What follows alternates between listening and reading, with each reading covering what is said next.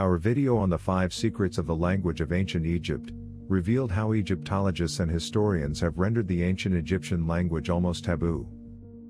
They ignore valuable information because they use Greek words and concepts to describe Egyptian concepts. There would be far less confusion if Egyptologists and historians would simply describe the ancient Egyptian religion with actual Egyptian words. We aim to understand the Egyptian religion, not as modern scholars describe it, but as the ancient Egyptians understood it. So, we'll give you our best understanding of these religious concepts, based on our unbiased interpretation of the ancient Egyptian language. Here are 5 secrets that Egyptologists won't reveal to you. Secret number 1. The ancient Egyptians were not polytheistic. Egyptologists, the scholars who study ancient Egypt, claim that the ancient Egyptians worshipped hundreds of gods and goddesses, and that those deities were believed to intervene to shape the lives of humans. We'll show evidence against this notion of polytheism in secret number 5. In fact, the ancient people of the land of Egypt, which they called Kemet, conceived of a single creator. They called this creator Ned-Jer-Wa, which means the Divine One. The ancient Egyptians, or Kemites, were monotheistic from the beginning to the end of their empire. Their very own texts and monuments show that they worshipped a single creator long before the first dynasty, and they continued with monotheism until their final conquest by the Greeks in 332 BCE. Secret number 2, the pharaohs weren't gods.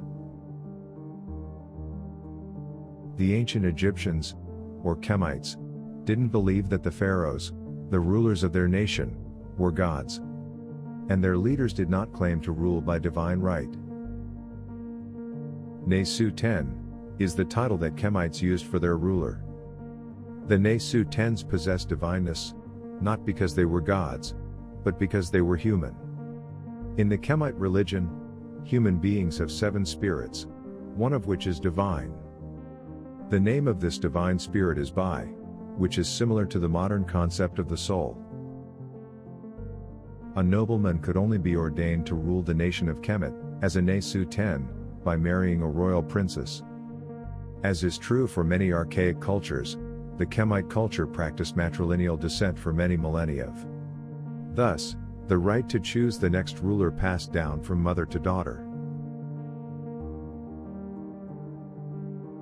Secret number 3. The pharaoh Akhenaten didn't invent monotheism. Akhenaten was born 3,000 years ago. By then, monotheism had already been practiced in Kemet for over 2,000 years. Akhenaten was a religious heretic, who advocated sun worship for the first time in Kemite history. Wait. The sun?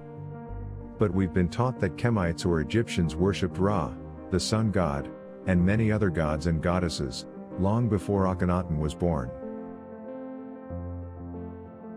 This is just one reason why understanding key words in the Kemite language is important. Ra is a name the Greeks used for the Kemite angel Irai. Irai means, he who generates. His primary symbol is of course, the sun, the greatest generative power in our solar system. In the Kemite religion, Irai represents one of the many powers of Ned-Jer-Wa, the Divine One.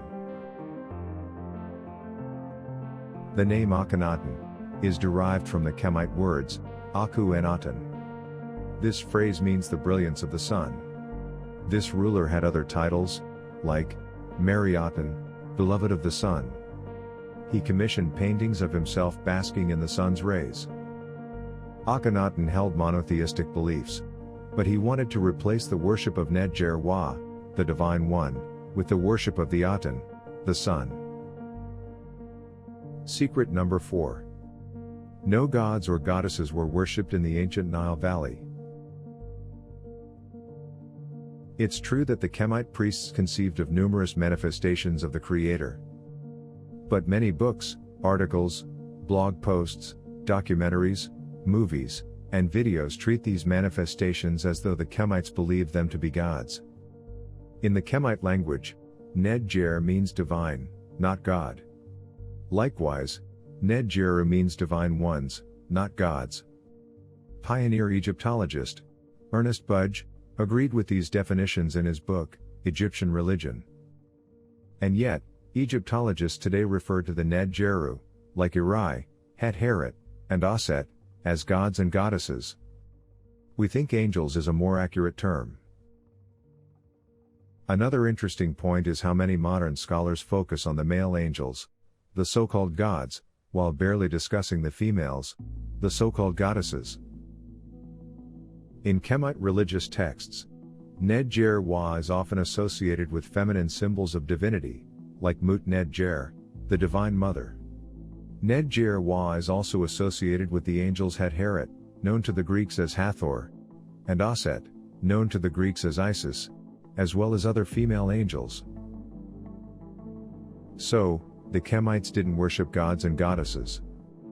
And they certainly didn't worship cats, bulls, jackals, or any other species of animal or plant, or the elements of nature for that matter.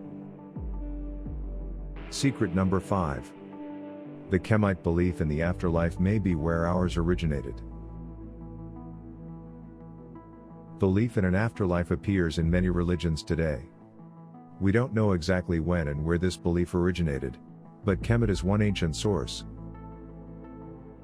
One of the several Kemite versions of paradise was the field of reeds, where the deceased could farm, hunt, and fish, as well as enjoy life with family members.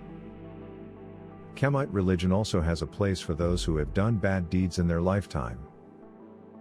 It's called the Duat. In conclusion, the ancient Egyptian or Kemite religion is a complex system of beliefs, rituals and social structures that developed from the 4th millennium BCE until the 4th century BCE. The Kemites' beliefs shaped their conduct in life, as well as their views on the afterlife. A topic this important and complex deserves more discussion. Please subscribe for a genuine discussion of the religion of ancient Egypt, or as we hope you'll call it, Kemet.